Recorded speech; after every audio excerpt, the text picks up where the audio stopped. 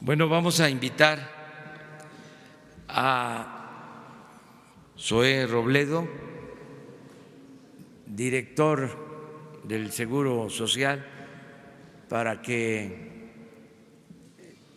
les dé a conocer qué piensa sobre esta responsabilidad, sobre este encargo, no necesariamente cargo, sino el sacar adelante al Seguro Social, que es una institución fundamental, muy importante, y rescatar, esa es la palabra, esta institución como otras, como se tiene que rescatar y se está haciendo al gobierno en su conjunto, porque son instituciones plagadas de corrupción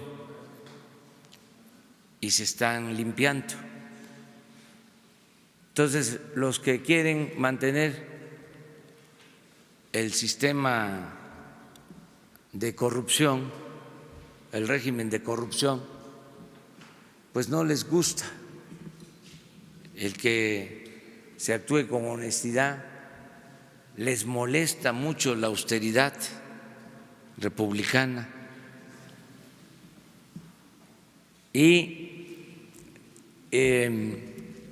alegan, no solo en este caso, sino en otros, de que se va a afectar el servicio,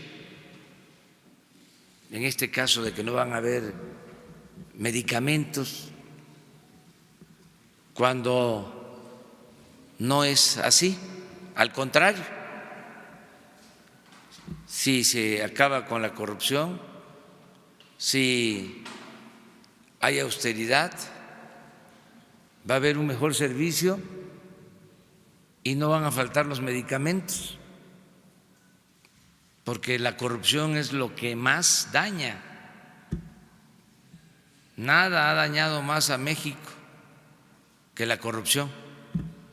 Es un cáncer, hablando en términos médicos, y tenemos que acabar con la corrupción. Entonces hay resistencias, como es lógico, pero como lo hemos dicho en otras ocasiones y lo repito, no nos vamos a detener. Nada más para que se tenga una idea, el año pasado el seguro compró alrededor de 40,000 millones de pesos en medicamentos. 40,000 millones de pesos. Y faltan medicamentos. Es inexplicable. El ISSSTE, 15,000 millones de pesos en medicamentos. Nada más el seguro y el ISSSTE, 55,000 millones de pesos en medicamentos. Hacían su agosto unas cuantas empresas proveedoras de medicamentos. Entonces, todo esto se tiene que terminar y si se necesita, vamos a hacer licitaciones internacionales. Ya tenemos un convenio con la ONU para la transparencia. No vamos a detenernos para limpiar de corrupción el gobierno.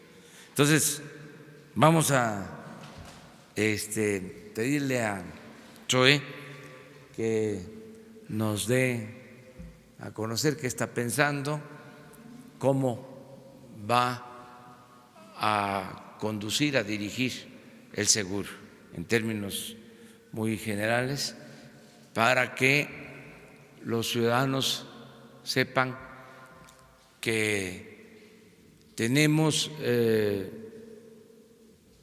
certeza y que hay un servidor público eficiente, honesto, que se va a hacer cargo del Seguro Social. Todo esto porque le apuestan mucho nuestros adversarios a la incertidumbre, a crear desconfianza, al rumor. Entonces, lo mejor es la información. Entonces, le pedimos a Zoé que tome la palabra.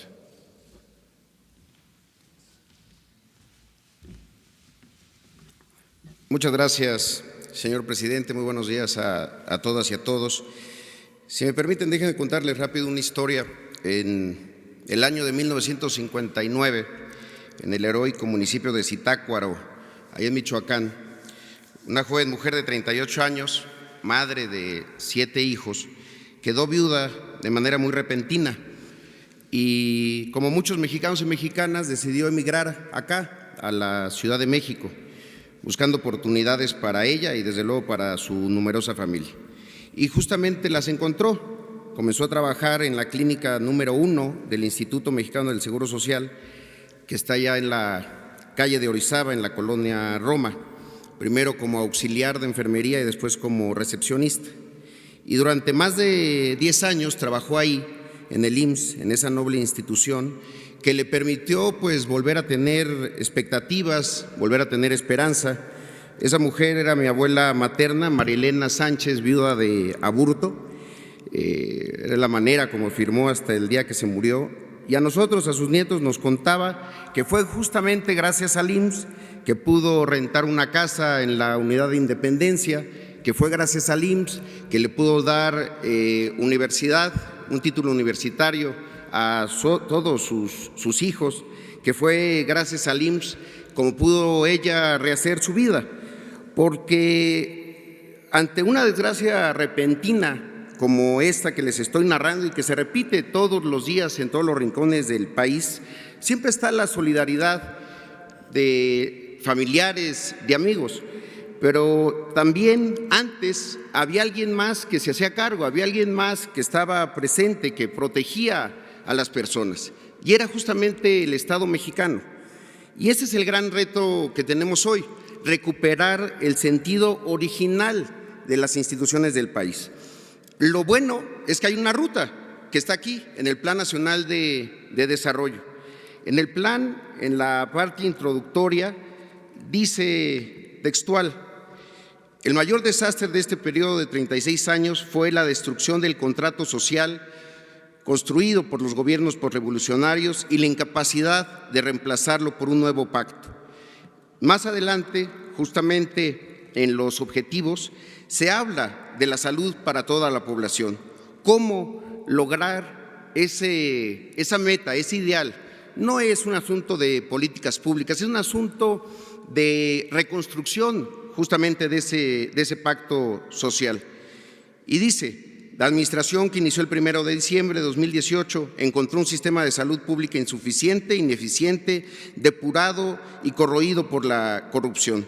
Millones de personas no tienen acceso a ninguna de las instituciones o modalidades para este sistema, o bien enfrentan padecimientos para los cuales no hay cobertura. Hay un planteamiento que se conoce, que el Gobierno federal realice todas las acciones que sean necesarias para garantizar que hacia 2024 todas y todos los habitantes de México puedan recibir atención médica y hospitalaria gratuita, incluidos el suministro de medicamentos, materiales de curación y exámenes clínicos. De ese tamaño es nuestro reto y de ese tamaño es el compromiso que estamos asumiendo el día de hoy. Yo solamente quiero agregar el enorme agradecimiento que tengo con la secretaria Olga Sánchez Cordero por la confianza que me brindó estos meses. Informo también que el día de ayer, por instrucciones del señor presidente, nos reunimos el secretario de Hacienda, el doctor Carlos Ursúa, y su servidor, justamente para revisar los temas de ingresos e ingresos de la institución. En el informe del primer trimestre queda muy claro que la eficiencia del gasto del IMSS, es decir, lo que ha gastado en todos los rubros el instituto, es del 94%, y esto incluye medicamentos y materiales de curación. Para justamente el primer trimestre, de los cerca de 64,000 millones de pesos para este rubro que están presupuestados, se han gastado 6,979 millones de pesos, el 93% de lo presupuestado. Es decir, ha habido gasto en la compra de medicamentos. El reto mayor no es solamente gastarlo, es gastarlo bien, es gastarlo de manera más eficiente para que alcance para más, es gastarlo acabando con la corrupción. El IMSS puede presentar una situación grave, porque no gastar en el IMSS no necesariamente es ahorro, puede ser un fracaso de una acción de gobierno. Y ahí es donde tenemos que atender los temas de corrupción, donde hay concentración en pocas empresas en las compras consolidadas, donde hay compras a precios alzados, donde pueden existir también una priorización equivocada sobre los suministros y medicamentos que más se requieren frente a aquellos que a veces están concentrados en los centros de especialidad. Ese es el gran reto, que cada peso, que cada centavo, ya sea de los que aportan el gobierno federal, pero también las cuotas obrero-patronales, todos esos dineros sean cuidados con un ánimo y un espíritu de saber que son sagrados, son las cuotas de los derechohabientes, pero también son los recursos del gobierno. El asunto es gastarlos de manera eficiente, honrada y sin el menor viso de que pueda haber una situación de corrupción.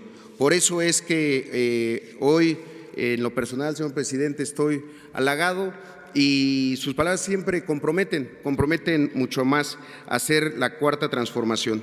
Yo he insistido mucho en un tema, el tema de la desigualdad social, que se manifiesta no solo en el ingreso, también en la calidad de los servicios públicos que recibe la gente. El desmantelamiento del estado de bienestar no es solamente un problema de finanzas, no es solamente un problema de diseño institucional, es un problema que ocasionó la política, pero la mala política. Por eso digo que si la política lo echó a perder, también la dinámica creadora de la política, la buena política, es como la puede solucionar. Muchas gracias, señor presidente. Ese sería mi informe de las primeras 24 horas. Gracias. Y le entrego esta publicación que hicimos del plan. Muchas gracias. Muy bien. Pues si les parece, abrimos la ronda de preguntas y respuestas. A ver. Hola, presidente. Buenos días. Agustín Velasco, de Uno TV. Yo quiero hacerle dos preguntas, presidente. Uno tiene que ver con el tema del combate al huachicoleo. Quisiéramos saber, usted anunció hace unos meses que se estaba investigando, y también el titular de la Unidad de Inteligencia Financiera, que se está investigando a Antorcha Campesina, que tenía concesiones para transportar y para vender combustible. Si se han encontrado que esta organización ligada al PRI está vinculada con temas de venta de combustible robado, ¿cuál es el estatus de la investigación en este momento? ¿Con cuántas gasolineras exactamente cuentan? ¿Con cuántas pipas para transportar combustible?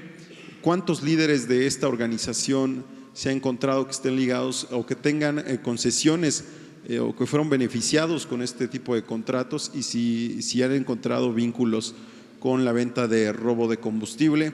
Y finalmente preguntarle también al director del IMSS sobre estos puntos que el ex director, su antecesor, puso en su carta de despedida del IMSS, sus motivos de renuncia.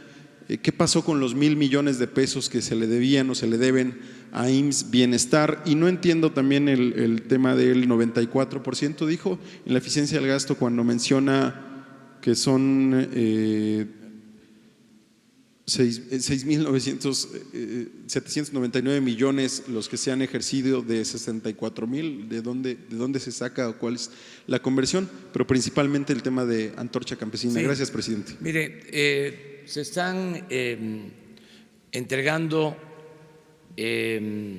informes para que la Fiscalía General haga las investigaciones correspondientes en todos los casos.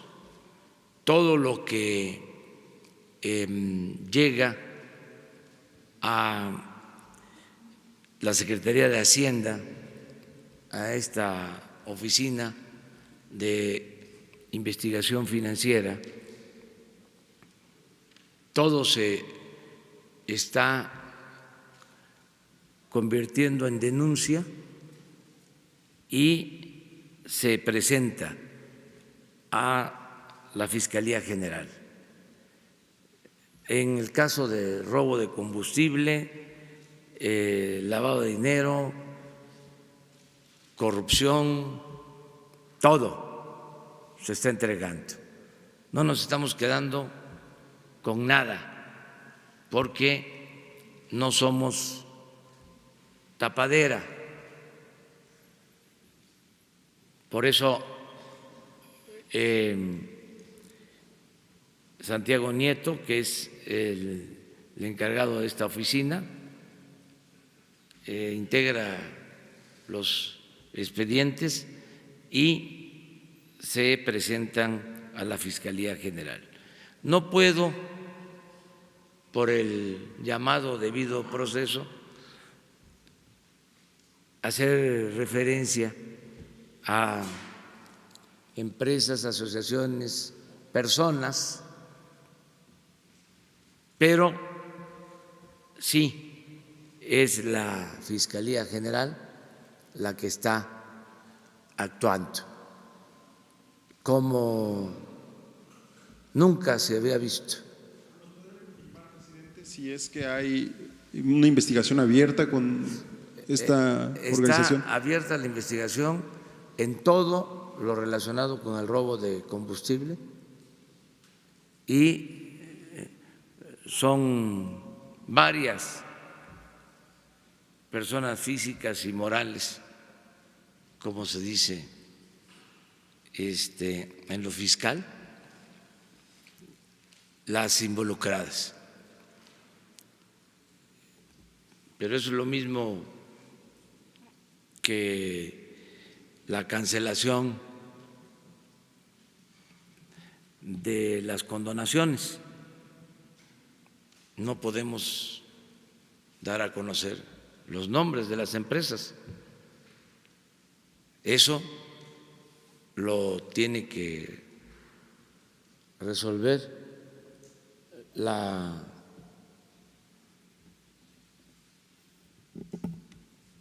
Oficina de la Transparencia, el Instituto de la Transparencia. Aprovecho para comentarles, ya que estamos en estos temas, que ya cumplimos, ayer se venció el plazo para entregar toda la información de periodistas que recibían apoyos del gobierno por servicios prestados, por la información que difundían. Ya entregamos toda la información al Instituto de Transparencia. Lo mismo no vamos a dar a conocer nombres. Eso corresponde al Instituto de Transparencia. Acerca de lo del seguro, estoy. Muchas gracias. Y agradezco la pregunta porque motiva una aclaración, no es un error de un cálculo matemático. A ver, primero, ¿de dónde vienen los ingresos del IMSS? Tiene tres fuentes. Uno son las cuotas obreras patronales, corresponde más o menos al 72% de los ingresos totales. Luego las aportaciones del gobierno, que es cerca de 22%, y luego un rubro llamado ingresos financieros de las reservas financieras que se ponen en el mercado bursátil, esos son 6%. Esos son los ingresos. Ahora, respecto a los egresos, y ahí es la aclaración, el presupuesto del IMSS para el tema de materiales y suministros, donde viene el asunto de las medicinas, para todo el año es de 64,000 millones de pesos. Para el primer trimestre, el presupuesto fue de 7,479. El presupuesto no lo he ejercido. De esos 7,479 se ejercieron 6,979. Si usted hace esa división de 6,979 entre 7,479 y la multiplica por 100, le da 93.3%. Ojalá sí haya sido aclarado. No es los 6,000 millones, no son el 93% del total presupuestado de 64,000. Más o menos son como, eso es el 10%, pero es una cifra totalmente irrelevante. El IMSS dice, el primer trimestre me voy a gastar 7,400 millones. El primer trimestre se gastó 6,900. ¿Cuánto es eso en términos de eficiencia para compra de suministros? 93%. Esa es la eficiencia del primer trimestre. Desde luego, pues vendrán el segundo trimestre en junio y así sucesivamente, y ahí es donde se tiene que lograr no solamente una eficiencia similar o superior, sino poner también la otra parte. ¿Cuántas medicinas en comparación con el 2018 se compraron? ¿A qué precio? Y lograr eso que sí se puede hacer, y ha sido evidente, hacer más con menos. ¿Cómo? Cortando el asunto de la corrupción, evitando contratos que son desventajosos para el gobierno federal, y en este caso para el instituto, y lograr realmente ordenar las cosas. Mucho de este gasto, aprovecho nada más para señalarlo, no solo para la parte de suministros, también para contrataciones o para obra pública, se ejercen los estados. De ahí la importancia de fortalecer en los estados el control del gasto de compras, obras y contrataciones. Gracias. De los 1,000 millones de pesos para IMSS Bienestar, ¿qué pasó con esos 1,000 millones de pesos? ¿Por qué decía Germán Martínez que no se les habían entregado?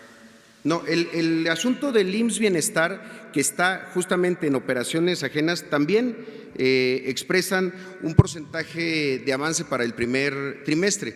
Como lo saben ustedes, IMSS Bienestar, antes IMSS Coplamar, que por cierto estará por cumplir en estos días 40 años de creado ese programa, atiende las clínicas rurales, es un número mucho mayor que las que atiende el propio instituto. Es una revisión que se tiene que hacer justamente para revisar si la eficiencia del gasto de la parte central es equivalente en IMSS Bienestar.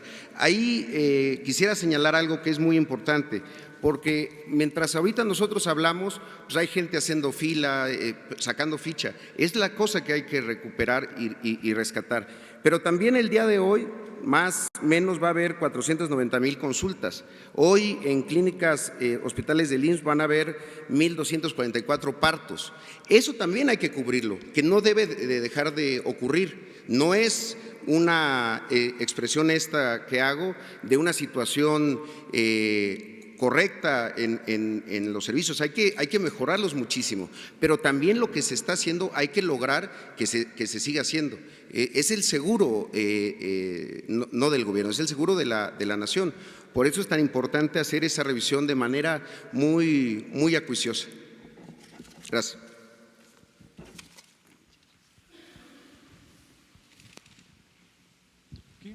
¿Sí? Gracias. Buenos días, señor presidente. Durante su gobierno la narrativa ha sido, en resumen, convertir lo público en lo privado es privatización, privatización es neoliberalismo y neoliberalismo es corrupción. Le pregunto esto porque el presidente municipal de Villahermosa, que es parte de su movimiento, Evaristo Hernández, y se hizo ya un escándalo en redes sociales, quiere vender el edificio de la presidencia municipal, quiere privatizarlo de alguna forma. ¿Para qué? Para construir algo así como los que se quería hacer en el aeropuerto de la Ciudad de México, en el actual aeropuerto, un complejo de edificios, una plaza comercial, y cambiaría la visión de la plaza de la Revolución que ha sido emblemática para su movimiento. Quiere llevarse la presidencia municipal, imagínense, a 14.5 kilómetros del centro, a la zona del aeropuerto donde no hay transporte ordinario, y se lo va a llevar a un lugar donde le regalan unos terrenos, una empresa que se llama Alto Sano, ligada a Roberto Madrazo, se le atribuyen ligas a Roberto Madrazo, le regala 68 hectáreas, dice uno, ¿a cuenta de qué alguien regala 68 hectáreas? Lo que dicen es que la empresa pretende que el municipio urbanice toda aquella zona de los servicios, porque además tiene una zona de viviendas donde incluso hay club de golf. ¿Qué le parece que un agente de su movimiento esté con un proyecto de privatización en este sentido y en una zona tan relevante para usted que es su tierra? Gracias, presidente.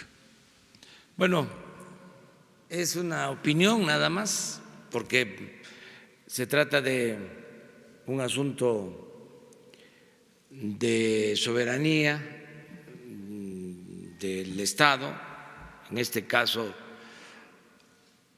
del municipio, que es libre de acuerdo a la Constitución, al artículo 115.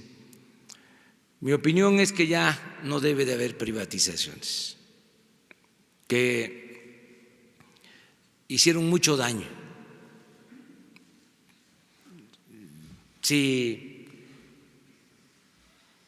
hablamos de política neoliberal y queremos sintetizarlo, resumirlo, decirlo en una palabra,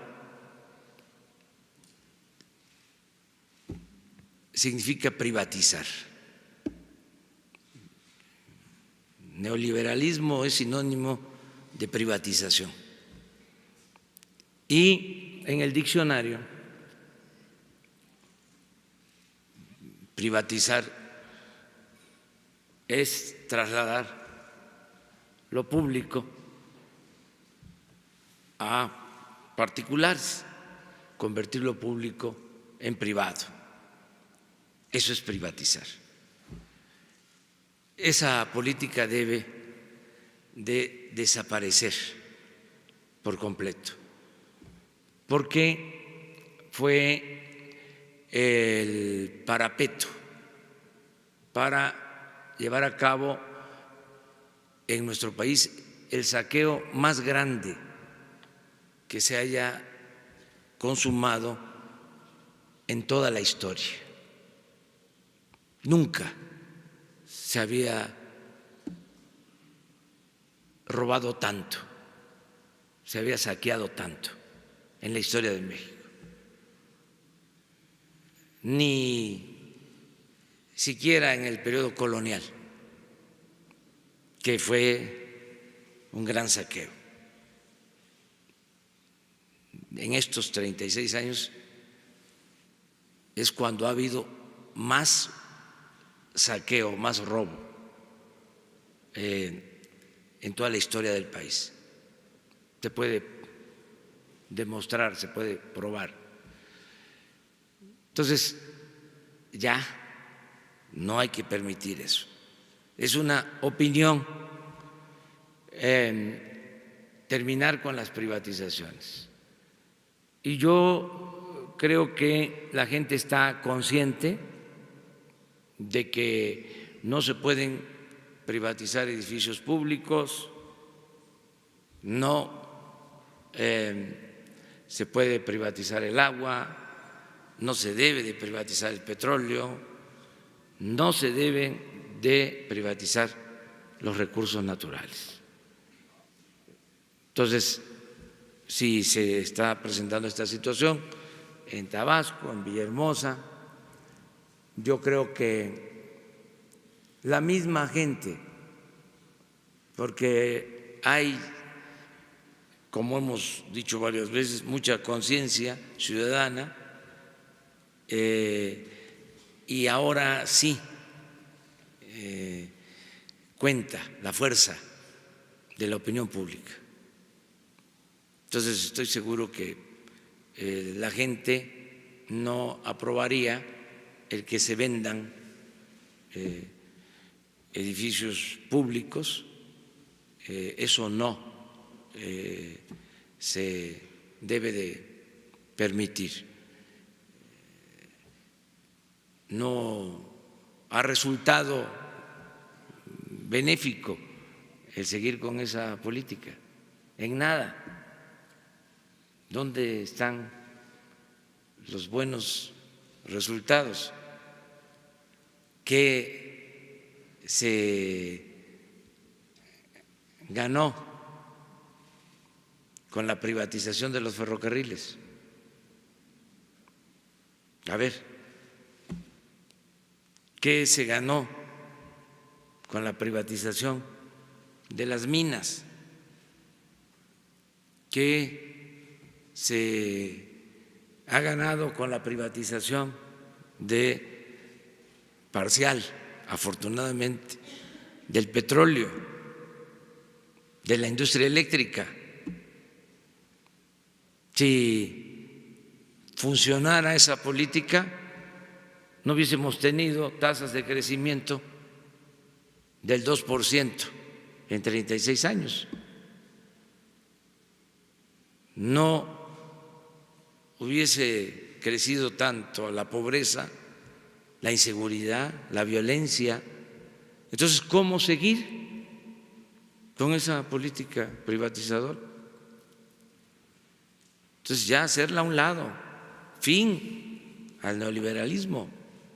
Y no es un asunto político, ideológico, es de juicio práctico.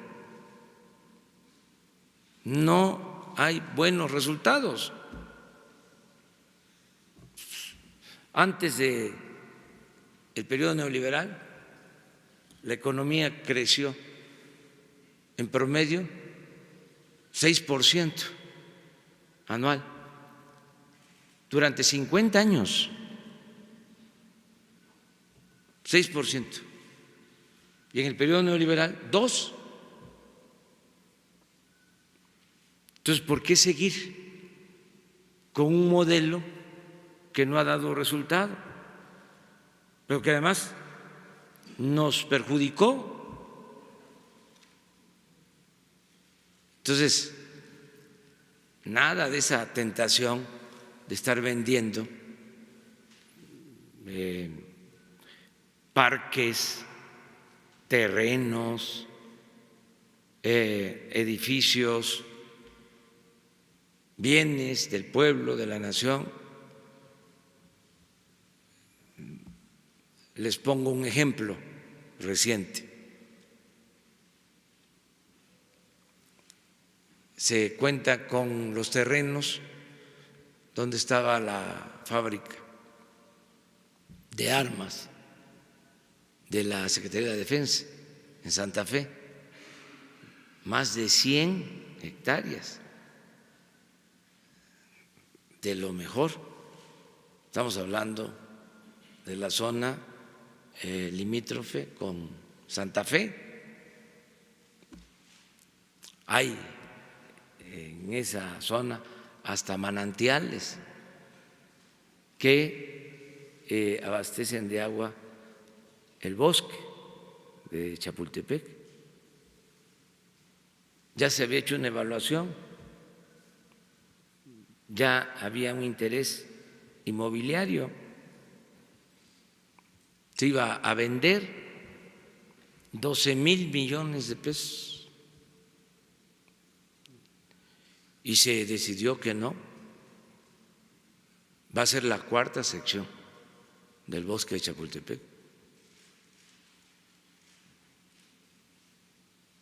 Entonces, todo lo que podamos hacer de esa manera, de ahí la importancia, volvemos a lo mismo, de no permitir la corrupción, y de ahí la importancia de la austeridad, que no es un asunto administrativo, es un asunto de principios. No puede haber un gobierno rico con pueblo pobre. Entonces esto les cuesta trabajo entenderlo, y entiendo que están enojados, molestos, pero va la cuarta transformación, cero corrupción, cero impunidad. Y a los que les preocupa que haya desabasto de medicamentos, ¿qué les podemos decir? Que ya se va a resolver mucho mejor, que ya no va a haber abasto y no va a haber corrupción. ¿Y qué les digo a los que tenían intereses y que vivían al amparo del poder público haciendo negocios? Pues que ya se terminó la corrupción, que aunque se presione y hay amenazas y chantajes, no vamos a ceder. El principal problema de México es la corrupción. Ayer recibí a un empresario sueco de una empresa global que se dedica a la producción de muebles y le decía que además de la importancia de la inversión que van a llevar a cabo en el país, que nos importa que haya inversión, celebrábamos que esta empresa fuese de un país en donde no hay corrupción,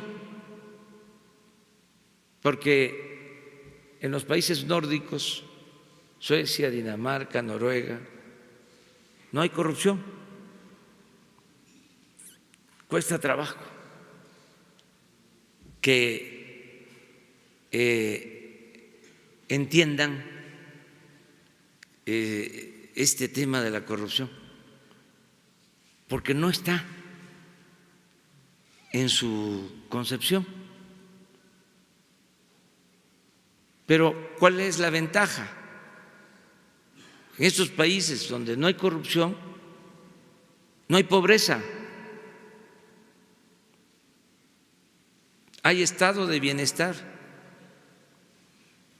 la atención médica y los medicamentos son gratuitos,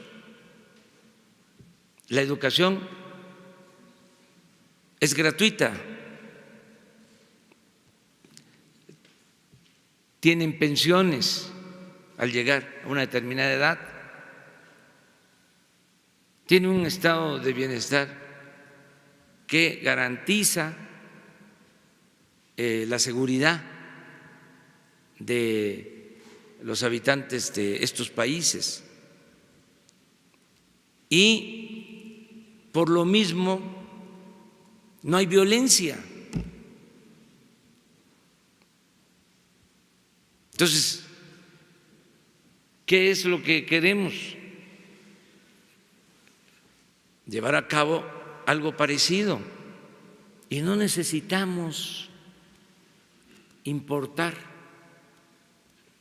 comportamientos de honestidad de Suecia, de Dinamarca, de Noruega. Tenemos en nuestro país esa virtud, ese valor. Nuestro pueblo es honesto. Hay una gran reserva de valores culturales, morales, espirituales para regenerar a México. Faltaba nada más la decisión de que se acabe con la corrupción, y el mal ejemplo se da arriba, no es abajo. Entonces, por eso vamos a limpiar de corrupción y eso nos va a permitir el renacimiento de nuestro querido México. Ese es el planteamiento. Entonces, es una recomendación en general de que no haya privatizaciones. Gracias, presidente. La segunda pregunta, muy breve, presidente. Me llamó mucho la atención la carta que le envía el expresidente Calderón el 11 de enero para solicitarle protección para él y para su familia. Argumenta que no tiene dinero él para pagar. Y la frase textual que él usa, cito, dice: contrario a lo que se piense, no robé ni me enriquecí. Cierro la cita del expresidente. Más allá de las percepciones, señor presidente, ¿hay evidencia, hay información de que el expresidente Calderón dice la verdad, que no robó ni se enriqueció, o hay evidencias de lo contrario? Gracias, señor presidente. No puedo yo hacer un juicio, eso corresponde a todos y no se puede señalar a nadie si no se tienen pruebas. Hay que indagar sobre esos hechos, pero no nos corresponde a nosotros. En mi caso, yo ya en su momento, cuando fui opositor, hice denuncias hasta formales, presenté denuncias en contra de todos los gobernantes del periodo neoliberal. Pero yo ahora tengo otro encargo y pues no puedo hacer juicios, como se dice en la Biblia, juicios temerarios. Entonces, ¿nos quedamos con el juicio de la opinión pública? Sí, la voz del pueblo, que es la voz de la historia y tampoco puedo hablar de eso.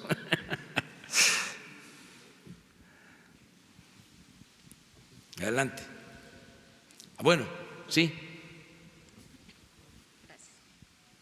Buenos días, presidente. Usted ha insistido en estos últimos días en que no hay problemas en el abasto de medicamentos. Sin embargo, ya suman 24 estados que están reportando problema en la llegada de medicamentos y también en el despido de personal, incluso médicos y enfermeras. Ayer el titular del ISSSTE decía que sí hay un retraso en la llegada de medicamentos y que usted estaba perfectamente bien informado de esto. Saber qué información tiene, si hay algunos estados en donde tengan detectados que si hay problemas. Esto como una primera pregunta, por favor.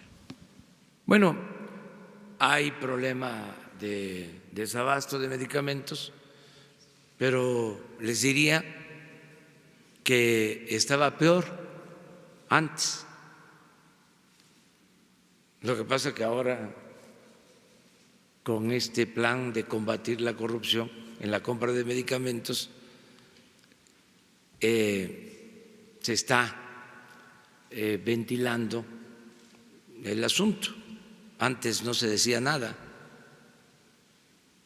pero lo cierto es que el llamado seguro popular ni era seguro ni era popular.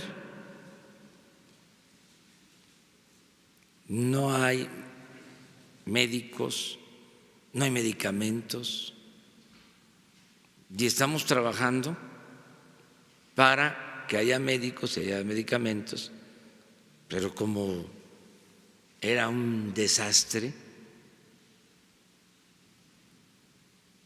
pero un desbarajuste por completo. Bueno, aquí les he dicho que está peor el sistema de salud que el sistema educativo. Nada más que por cuestiones políticas, ideológicas, todo se cargó hacia la mal llamada reforma educativa. ¿Qué información tiene, presidente, del despido de enfermeras y médicos No que se esto está está despidiendo retrasando? a nadie. A nadie. Es propaganda. Es para afectarnos. Ya ven cómo es el AMPA del periodismo.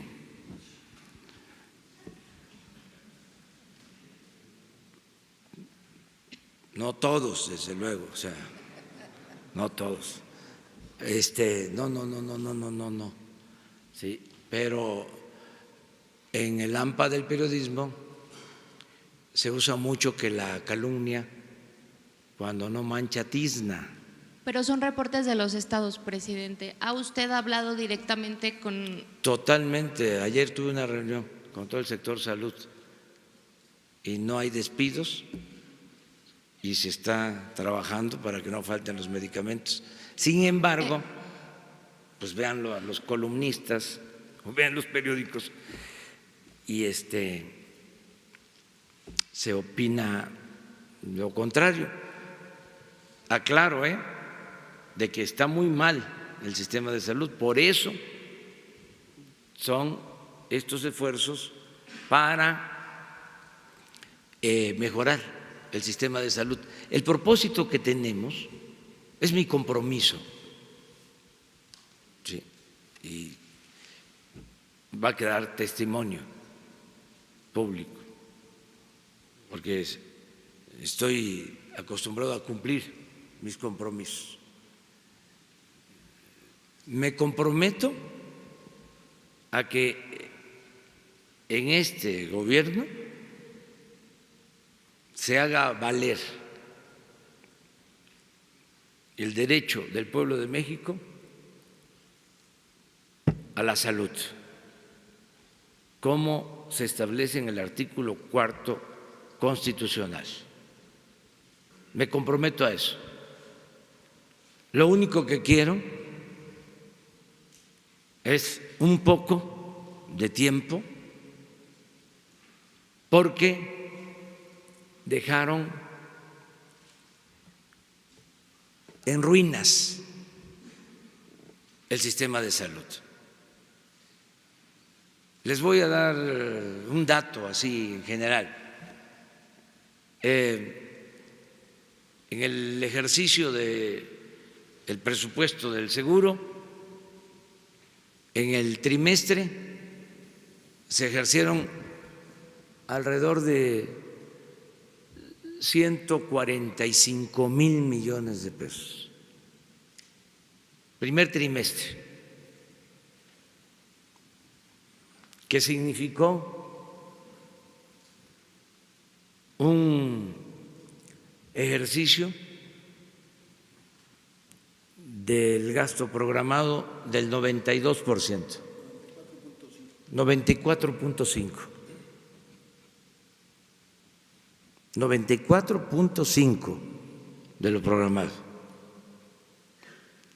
Ya nada más con ese dato es para decir, a ver, ¿dónde está el subejercicio?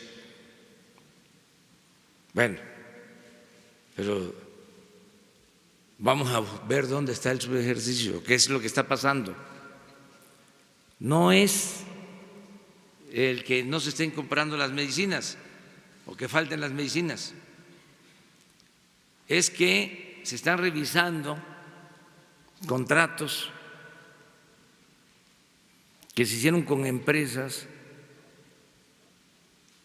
de construcción de hospitales que quedaron inconclusos. Como todo esto es muy importante y hacer la vida pública cada vez más pública y transparente, le voy a pedir a Zoé que la semana próxima dé a conocer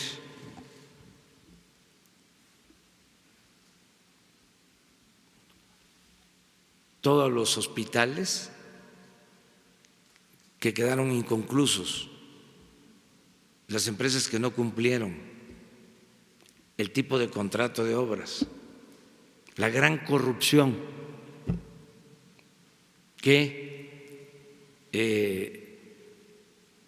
imperó en el seguro, y así en el ISSSTE, y así en el Seguro Popular, y así en Pemex, y así en la Comisión Federal de Electricidad, y así en el gobierno en su conjunto. Entonces estamos limpiando. Entonces, qué bien que están saliendo todas estas cosas para que se vaya poniendo también al descubierto todo el régimen de corrupción que prevalecía cuando muchos, sobre todo los conservadores, que eran beneficiarios del régimen de corrupción, porque por ejemplo hay asociaciones que tienen que ver con la transparencia y las empresas que apoyan a esas asociaciones no pagaban impuestos, o creaban asociaciones para combatir la corrupción, pero las empresas que financiaban esas asociaciones no pagaban impuestos o les condonaban los impuestos. O sea, había mucha hipocresía en todo esto.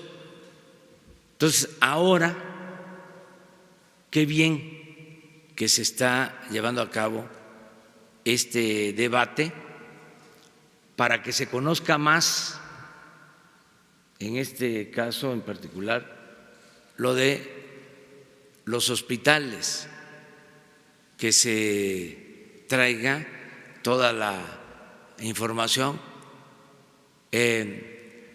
empresas pues amparadas por el gobierno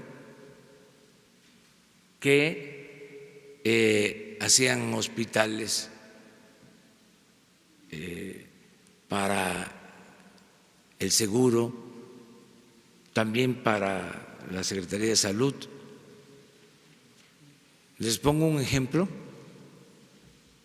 Cuando fui jefe de gobierno en la ciudad, construimos un hospital en Iztapalapa, 150 camas, costó 350 millones de pesos. Ahí está el hospital Belisario Domínguez. Al poco tiempo construyeron un hospital de 150 camas también, 125,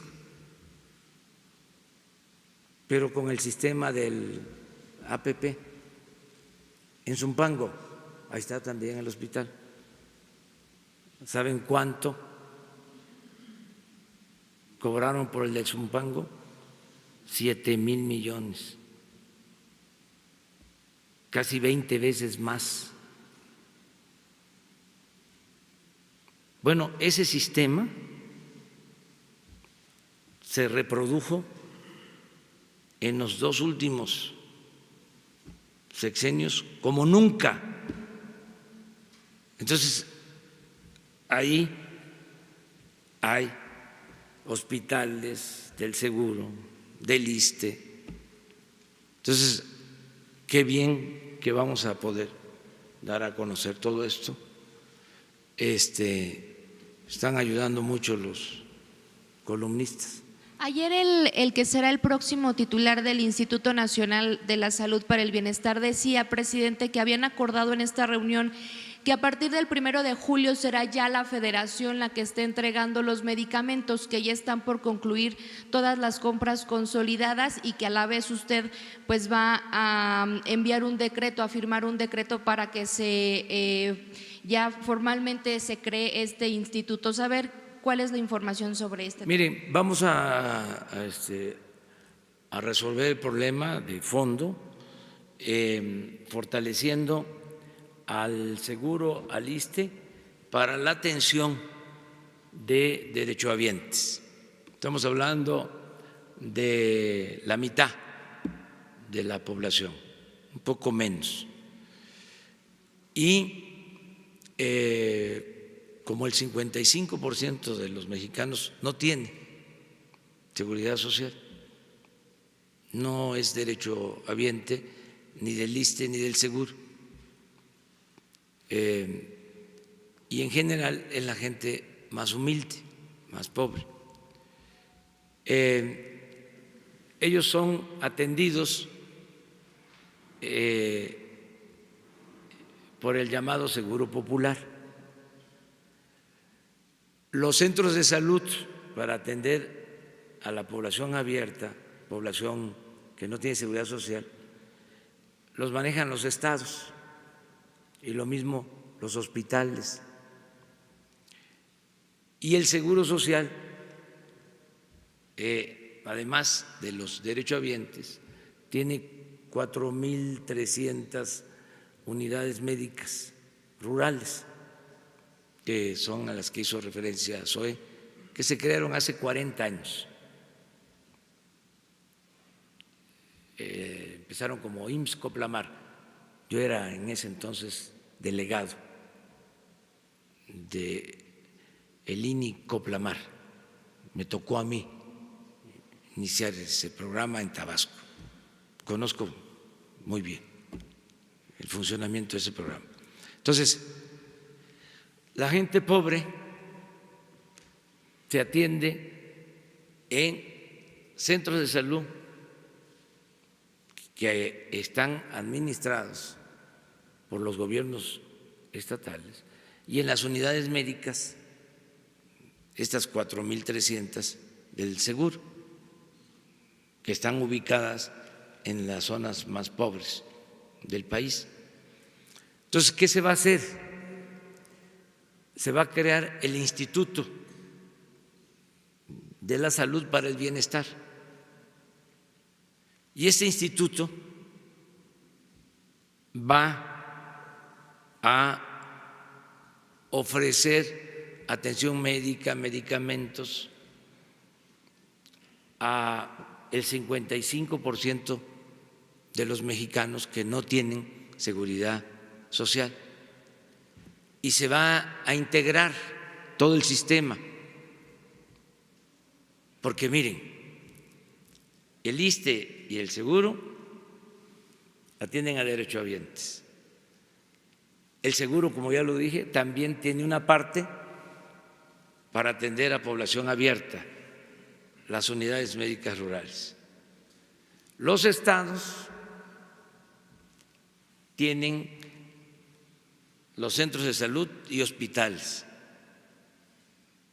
de lo que es la Secretaría de Salud, que fueron estas instalaciones y este sistema transferido a los estados.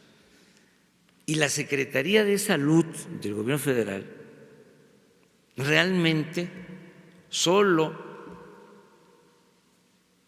atiende 9 hospitales, porque los institutos de salud, cardiología, nutrición, son independientes, son autónomos.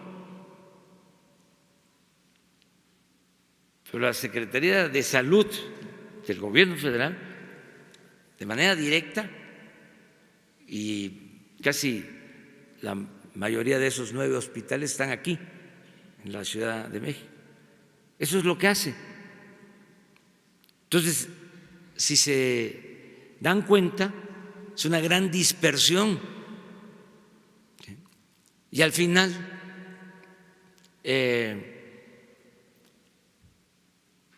es malo el servicio, pero todo esto era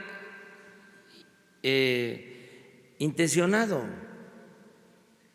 porque con lo del Seguro Popular se les transfería recursos a los estados y no en todos los casos, pero sí había desviaciones de los fondos, de los recursos, sobre todo en la compra de medicamentos.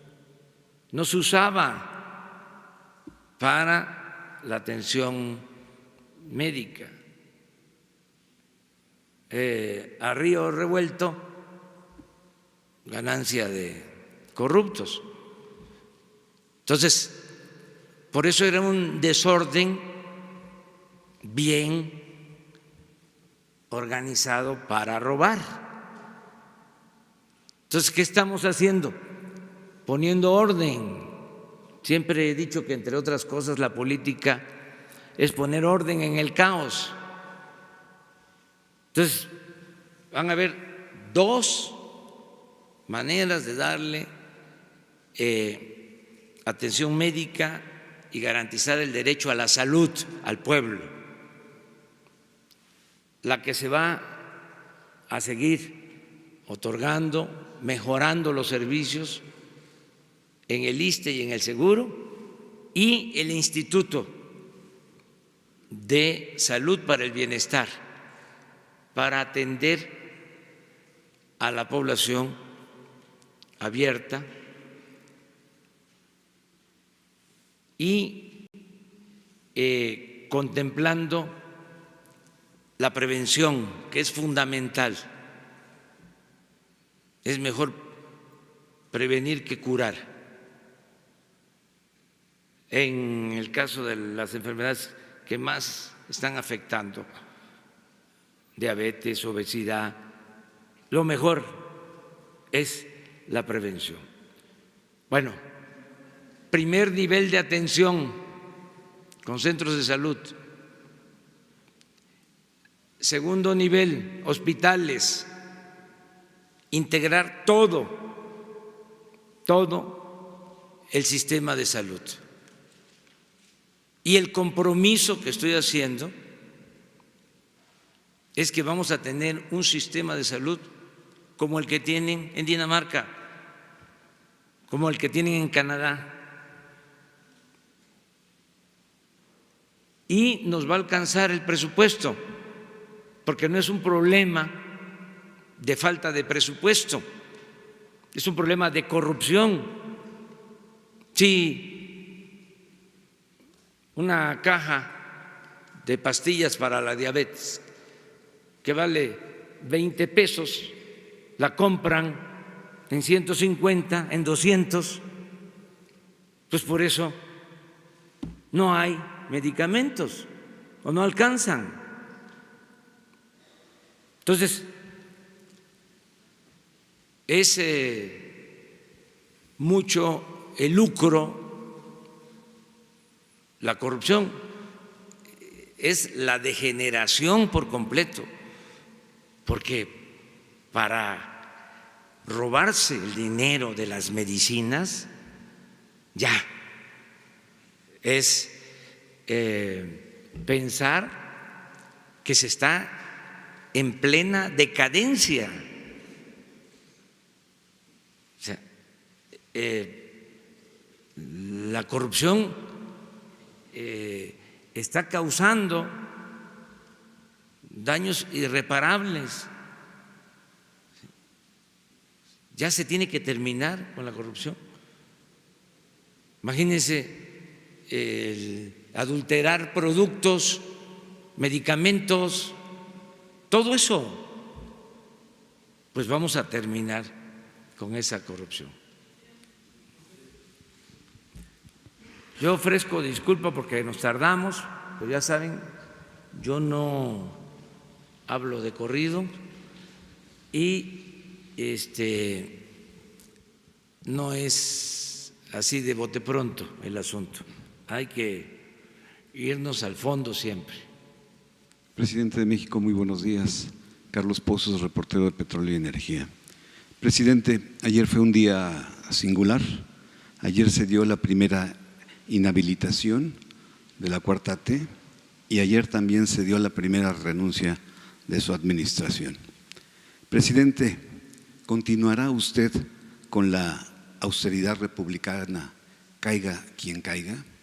Y, presidente, saber si en estos 11 meses después de que ganó en julio y 6 de su administración, ¿le ha resultado fácil gobernar a los 120 millones de mexicanos que somos? Sí, me siento muy bien, muy seguro y optimista. Les puedo decir que vamos bien. Hay obstáculos, pero no importantes. Los podemos brincar. Somos especialistas en carrera de obstáculos. Vamos muy bien. Tengo elementos para decir que está bien la economía.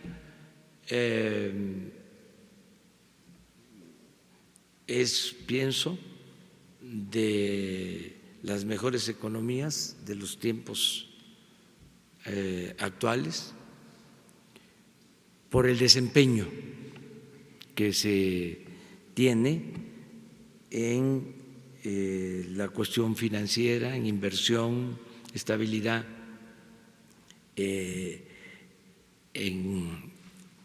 el peso, estabilidad en inflación, mucha inversión extranjera. Ayer les decía, aumento en la inversión extranjera directa en 4 meses, 7%, aumento de la inversión extranjera en la Bolsa Mexicana de Valores, 23, 24%. Hay mucha confianza y logros importantes, el que se tenga una buena relación con el gobierno de Estados Unidos en lo económico, en lo comercial, el que se haya quitado, por ejemplo, el arancel al acero, al aluminio, en plena guerra comercial, no guerra comercial, sino escaramuza comercial de aranceles entre China y Estados Unidos. El que se haya quitado este arancel para nosotros es importante. Esto está dando mucha confianza y se va a aprobar el Tratado de Libre Comercio. Tengo confianza en eso. Estoy seguro que los legisladores mexicanos van a respaldar, en este caso los senadores, la aprobación del tratado, y que lo mismo va a suceder en Estados Unidos y en Canadá. Entonces, esto va a ayudar mucho a que siga creciendo el comercio, que está aumentando el comercio, están aumentando las exportaciones, está aumentando el salario en términos reales, está aumentando el consumo en el país, ya están llegando todos los apoyos hasta las comunidades más apartadas. Ayer también tuve una evaluación sobre la dispersión de los recursos. Ya estamos como en 15 millones de personas que están recibiendo ya sus apoyos. En abril y lo que va de mayo ha habido una disminución en la incidencia delictiva, poca, pero ya disminución. En fin, vamos muy bien, nada más que pues hay que seguir trabajando y no dejar de hacer los cambios, o sea, no detenernos y que no haya excepciones, que podamos aplicar el plan con profesionalismo, que en el caso del combate a la corrupción, cero tolerancia, que en austeridad se actúe de manera estricta. Si ya decidimos que no va a haber gasto de atención médica para funcionarios y cedemos en eso, porque las aseguradoras dejaron de tener ingresos por este concepto, que van a compensar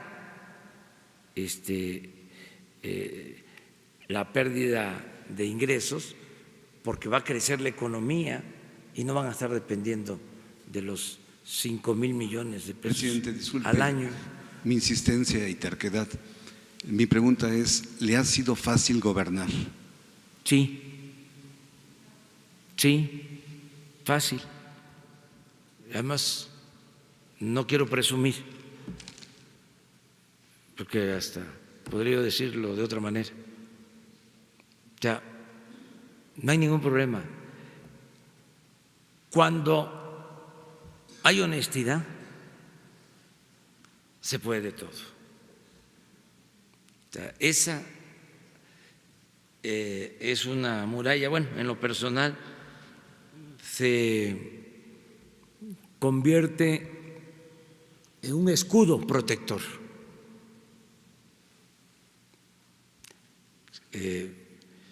Y se vuelve uno muy fuerte, se tiene autoridad moral y eso permite tener autoridad política.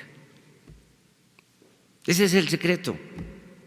Si aquí ustedes o nuestros adversarios me señalaran, oiga, lo que usted dice no es cierto, porque usted tiene un departamento en Nueva York, usted se ha hecho rico desde que fue opositor. Si yo no tuviese autoridad moral, pues no tendría autoridad política. Oiga, ¿cómo es que ahora usted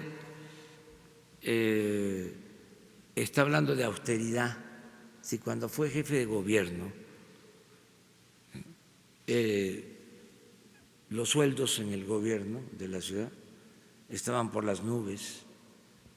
Si cuando usted fue jefe de gobierno había atención médica privada, si cuando usted fue jefe de gobierno habían viáticos y se iba a todas partes del mundo, si cuando usted fue jefe de gobierno andaba en vehículos de lujo, si cuando usted fue jefe de gobierno se compró un helicóptero, se compró un avión, entonces no tendría autoridad. Pero fui jefe de gobierno y lo que hice cuando llegué fue bajar los sueldos y quitar la atención médica y decidir no comprar un solo vehículo nuevo para funcionarios. y no viajé al extranjero cuando fui jefe de gobierno. Entonces, considero autoridad, por eso se me facilita mucho,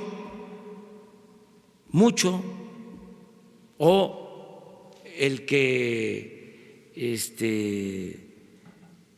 llegue un servidor público, el secretario de Comunicaciones o el de Desarrollo Urbano, y me diga, oiga, un familiar de usted quiere que se le ayude entregándole un contrato.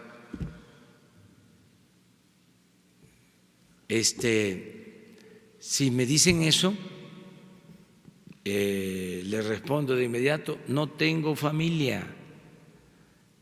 ¿Y sabe qué? No los reciba, no reciba a mis hermanos, no reciba a mis hijos. Usted no tiene por qué estar recibiendo a coyotes, a intermediarios, aunque sean de mi familia. Entonces, eso me facilita las cosas mucho. Y además hay otra cosa, es un secreto también, trabajar, levantarse temprano. Los pedacitos de suerte siempre se reparten como a las 5 o 6 de la mañana. Ya el que se levanta más tarde ya no alcanza ni un pedacito. Presidente, mi segunda pregunta es, ¿podría darme el nombre del subsecretario de Gobernación? Mire, quiero aprovechar para agradecerle a la licenciada Olga Sánchez Cordero, primero porque me ha ayudado muchísimo, me ha respaldado, es una secretaría importantísima, con una transformación de ser la Secretaría del autoritarismo. A mí me gustaría que un día, porque todo esto es nuevo y además que la gente se entere, que les invitaran a Gobernación para que vean los sótanos. Ya ven que yo siempre digo lo que pienso y mi pecho no es bodega. Entonces, que conozcan los sótanos. Ya, pero eso es cómo era Gobernación, cómo era. El mismo Fidel Velázquez decía, finado Fidel Velázquez decía que no iba a Gobernación, dice porque ahí regañan, pero eso era para Fidel Velázquez, a otros no, solo los regañaban, ahí los metían, era la secretaría de la mano dura, de la dictadura. Nada de mano blanda, mano dura, dictadura. Y hay sótanos. No tenemos nada que ocultar. ¿Y por qué vamos nosotros a estarnos callando esas cosas? Es una vergüenza. Bueno, esa secretaría con la licenciada se transformó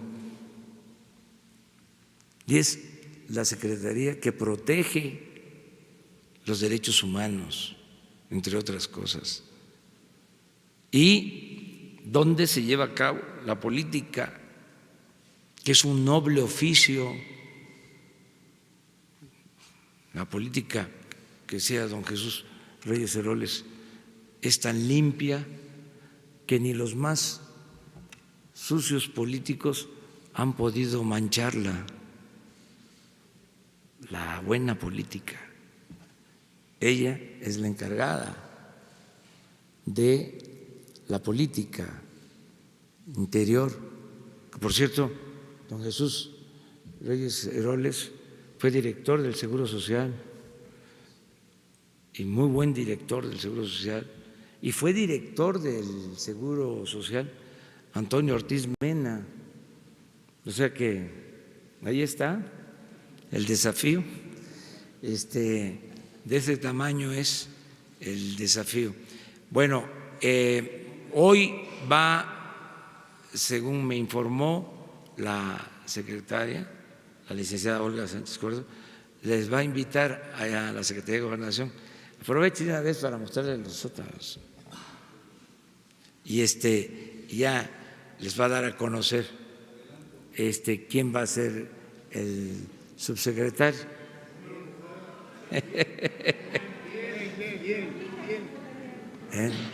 Muy bien.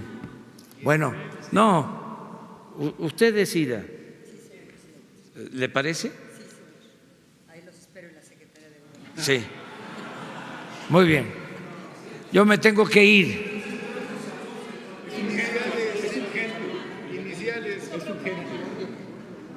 Mañana nos vemos aquí. ¿Mande? Fue inhabilitado ayer por 10 años en la función pública como servidor Sí, público. sí, ¿Su son opinión? procesos que están en curso. Mañana hablamos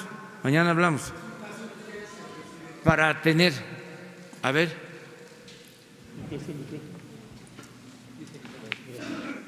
Sí, Ernesto Ledesma de Rompeviento TV. Estuve aquí con usted en diciembre en una conferencia sobre el caso del municipio de Aldama, en el estado de Chiapas. En enero, el 8 de enero, la secretaria Olga Sánchez Cordero y el licenciado Alejandro Encinas dieron atención al seguimiento, y aquí en la conferencia de prensa informaron la atención que se le estaba dando a los desplazados y a los casos de agresión y disparos que hay en ese municipio. El pasado 9 de abril, el campamento, la base de operaciones mixtas que estaba destacamentada en el poblado de Cocó, en el municipio de Aldama, después de la intervención del subsecretario Alejandro Encinas, que se había instalado un campamento, una base de operaciones mixta, tuvieron que huir a punta de balazos por parte de los grupos armados del municipio de Chenaló, del poblado de Santa Marta. Huyeron a punta de balazos el campamento de la policía. En estos 4 meses ya llevan 3 heridos. Ayer fue el último en la noche, un joven de 18 años. Hubo disparos todo el día de ayer hasta la noche. No hay autoridad que intervenga ahí. No hay un programa de gobierno de usted que haya llegado a ese municipio, a esas comunidades. La ayuda humanitaria a la que se comprometieron se tradujo en kilos de frijol, kilos de maíz, y no está llegando nada más. Está documentado, señor presidente, lo presentamos en un informe, en un reportaje que se llama Aldama, discriminación a cielo abierto. Ahorita hay un clima de zozobra tremendo. No se puede concebir que haya poblados en esa cañada que en estos momentos, uno, no se les indemnizó como usted se comprometió en la conferencia de prensa de diciembre y de enero. No se le indemnizó a nadie las pérdidas de cosecha de café. Ahora no pueden sembrar porque les disparan, no pueden cocinar porque en esos poblados cuando cocinan y sale el humo, disparan, le disparan a los niños, le disparan a los perros. Está documentado audiovisualmente y no hay autoridad alguna que esté interviniendo en ese caso. Es la 4ª vez que vengo a su conferencia después de estos últimos sucesos. Usted no me ha dado la palabra, y ahorita tuve que pedirla de una manera que no me gusta. Si no me conceden la palabra, no me gusta estar gritando sin micrófono. Pero es un caso de urgencia. El herido del pasado 11 de abril, lo sacaron del hospital de Tuxtla Gutiérrez porque ya no había nada que hacerle, según las autoridades hospitalarias de Tuxtla. Lo trasladaron a San Cristóbal y en San Cristóbal lo sacaron porque ya no había nada que hacerle. Ese hombre puede mover las piernas, aunque se le ha condenado a ser paralítico. Están solicitando los heridos de este año, de su periodo de gobierno y de Rutilio Escandón, que se les dé una atención adecuada. Están solicitando que se les traslade al Instituto Nacional de Neurología y Neurocirugía aquí en la Ciudad de México. Hay organizaciones de derechos humanos que están gestionando eso y no se les recibe. Simplemente se les sacó de los hospitales y ahorita están en casas, refugiados, sin poderse mover. ¿Qué atención le van a dar usted a un caso como el de Aldama, que inexplicablemente no se resuelve después de tantos meses? Está peor que la última vez que usted me dio la palabra, y ni autoridades estatales ni federales están atendiendo el caso. Muy bien. Sí, Alejandro Encinas te va a seguir atendiendo. Si vas a la Secretaría de Gobernación, con mucho gusto. Ahora mismo Presidente. te va a seguir atendiendo. Y siempre vamos a atender. Siempre. Muy bien, nos vemos. Mande.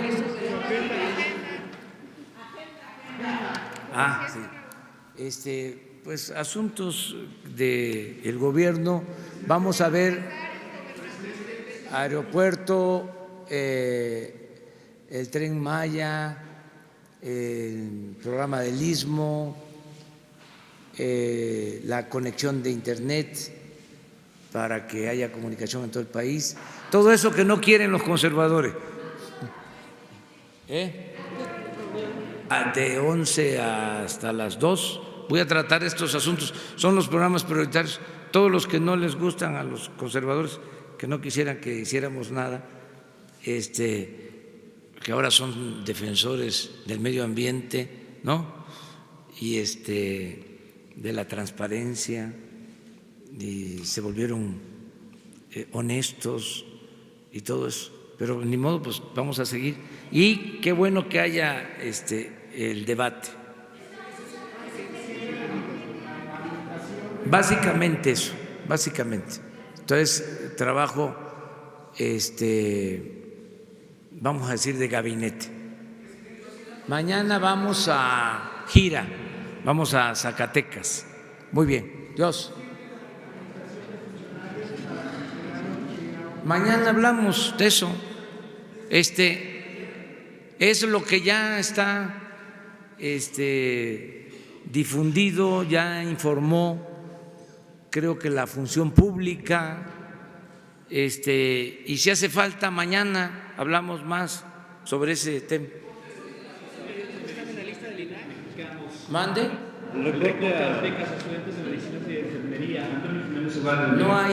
No hay recorte. No. Es que hay mucha desinformación. No existe recortes, al contrario. Les vamos a presentar la semana próxima todo el programa de becas. Nunca en la historia de México, nunca en la historia de México, y no digo mentiras, se habían entregado tantas becas como en este gobierno. Tan solo en el tiempo que llevamos, nunca. Y es que es muy sencillo de explicar. Antes, los conservadores, que son muy corruptos, se robaban el presupuesto. Y ahora el dinero del presupuesto se destina al pueblo, a entregar becas a estudiantes de escasos recursos económicos. Nada más les voy a dar un dato, uno solo. Todos los estudiantes de preparatoria del país, todos, del nivel medio superior, tienen beca. Eso nunca se había visto en México, nunca. Entonces, andan nuestros adversarios muy desesperados, inventando cosas. Bueno,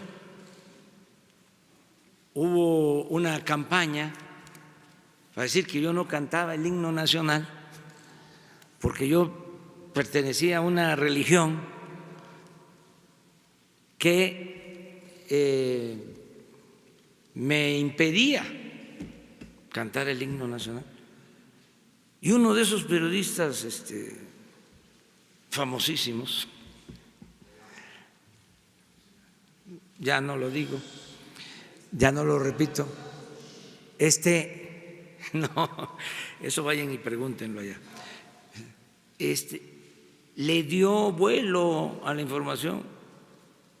Me preguntan y yo contesto de que pues hay un ceremonial, hay un protocolo que tiene que ver con la investidura presidencial, y cuando se rinde honores al presidente, pues de acuerdo al protocolo, el presidente pues no canta el himno. Bueno, de acuerdo al protocolo, de acuerdo al ceremonial, pero yo pensando que era por eso. No, era porque en las redes sociales, las benditas redes sociales, pero no todos, sino los aspirantes a fifís, porque también ya lo dije, ahora ya todos se sienten fifís y no.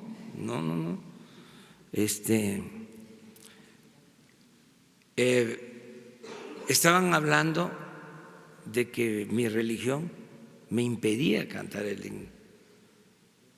O sea, vuelan, pero… Y estamos hablando de los más famosos. Bueno, están muy desesperados, muy nerviosos. Hay que serenarnos todos, ¿sí? Ser tranquilos. Y la verdad, siempre la verdad que nos hará libres, la verdad, no inventar cosas. Muy bien, muchas gracias. ¿Y si el INAI se reserva la información, presidente? ¿Y si el INAI se reserva la información?